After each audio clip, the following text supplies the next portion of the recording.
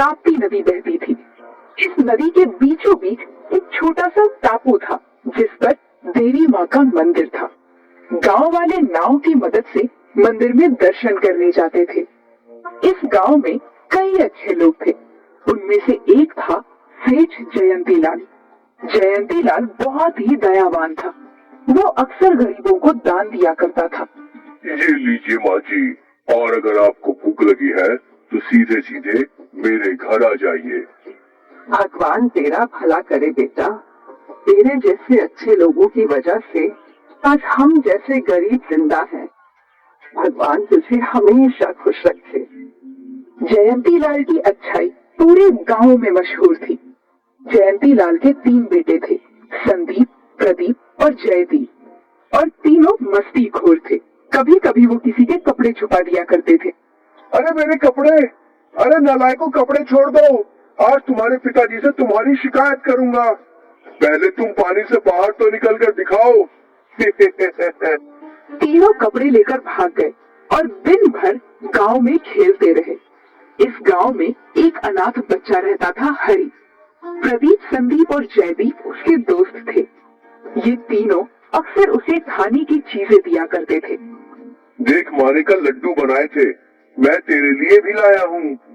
धन्यवाद दोस्त। दिन भर तीनों हरि के साथ खेलते रहते। शाम को जब तीनों भाई घर लौटे तो देखा कि वो आदमी उनके घर पर ही बैठा था। सेठ जी, आपके तीनों बेटे थे, तीनों ने मेरे कपड़े चुरा लिए। अब आप ही इन तीनों को सजा दीजिए सेठ जी। जयंतीलाल ने अपनी छड़ी उठाई और तीनों की पिटाई शुरू कर दी। तभी उनकी माँ शांति वहाँ पहुँची। जब देखो मेरे बच्चों को मारते रहते हो, और क्या कर दिया इन लोगों ने जो इतनी पिटाई कर रहे हो। ये नालायक इन भाई साहब के कपड़े चुराकर भाग गया, वो भी नदी से। तुम्हें हंसी आ रही है और मेरी इज्जत डूब रही है इन नालायकों की वजह से। तुम ही हो जो इन तीनों को बिगाड़ रही हो।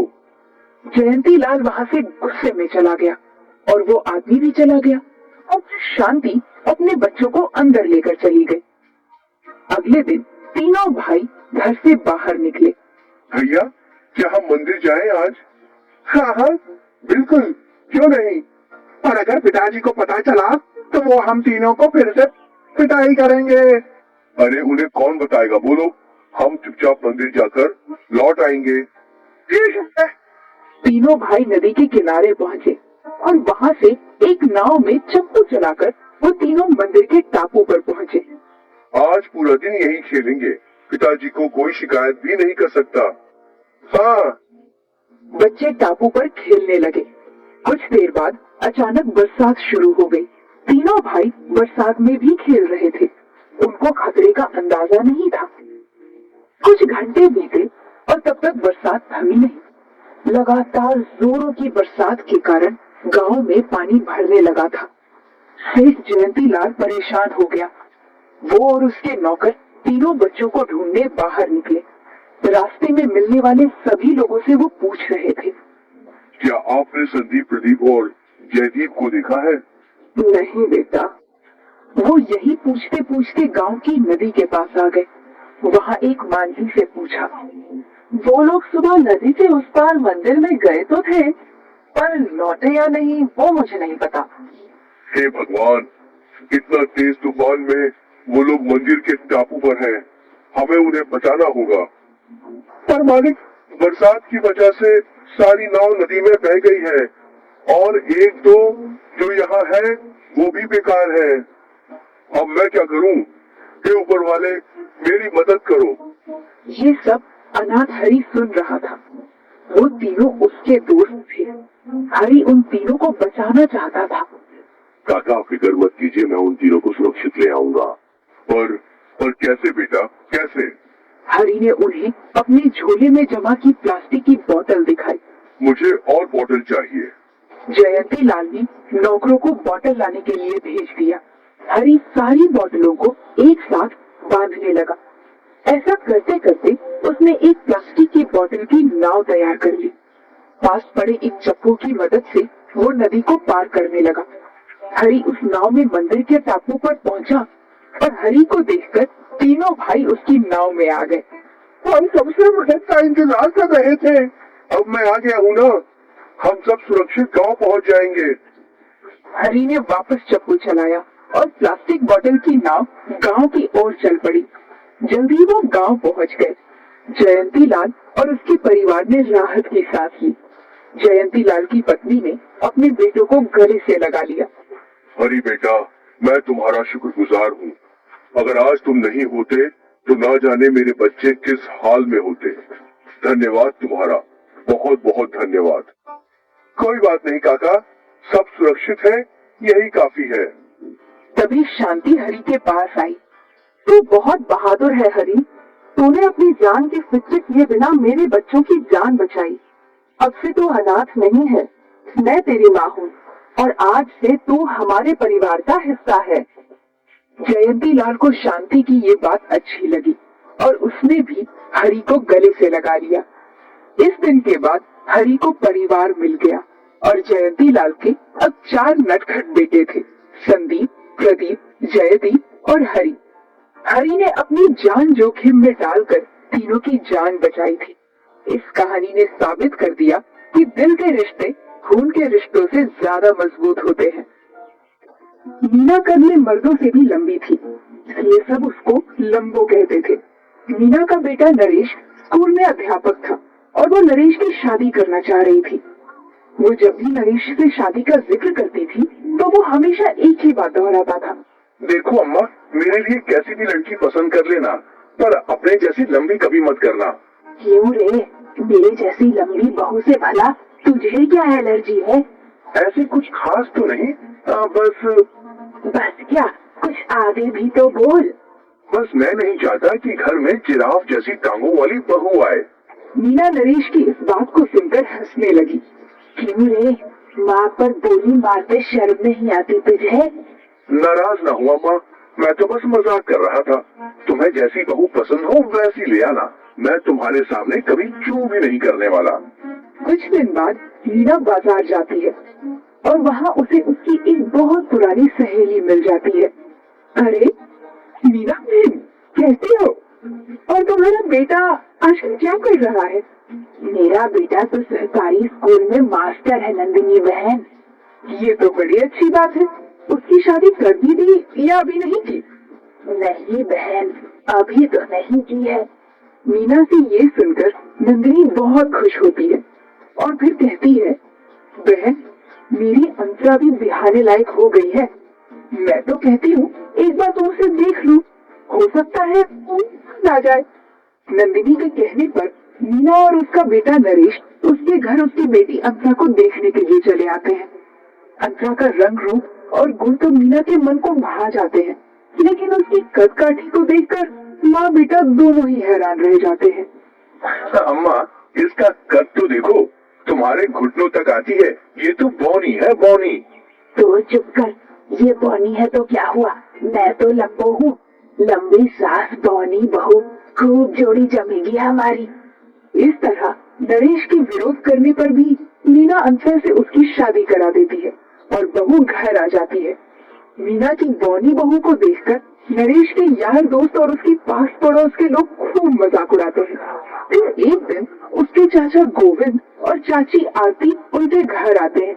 क्यों भाभी, ऐसी क्या आफत आ गई कि आपने नरेश की शादी कर दी और हमें पता तक नहीं लगने दिया? हम सगे चाचा चाची हैं इसके, कम से कम हमें तो बुला सकती थी। मुझे माफ करना आप लोग, ये गलती तो मुझसे हो ही गई बस। अब बहू को तो बुलाओ, हम भी तो देखें हमारे नरेश की बहू है कैसी। देवरानी के ये कहने पर मीना बहू को आवाज देकर बुलाती है और अंतरा उनके लिए चाय लेकर आती है। अंतरा को देखते ही नरेश के चाचा के तन बदन में आग लग जाती है। वाह, बहू तो खूब ढूंढ कर लाई हो। खुद लंबी थी और बहू बौनी, अच्छे खासे घर को चिड़िया घर बना दिया है। अपने देवर की ये बात सुनकर मीना को बहुत बुरा लगता है। देखो देवर जी, आपको मेरे और मेरी बहू के बारे में कुछ भी गलत सलत कहने का हक नहीं है। आप बुरा मत मानो जेठानी जी, ये तो बस बहू के कद को देखकर कह रहे हैं। आदमी की कीमत उसके गुणों से आकी जाती है, उसके रंग रूप और लंबाई या चौड़ाई से नहीं। मैं और मेरी बहू हम दोनों गुणवंती हैं और इसीलिए किसी को भी हम पर उंगली उठाने की जरूरत नहीं। ये बात देवर जी को अच्छे से समझा दो।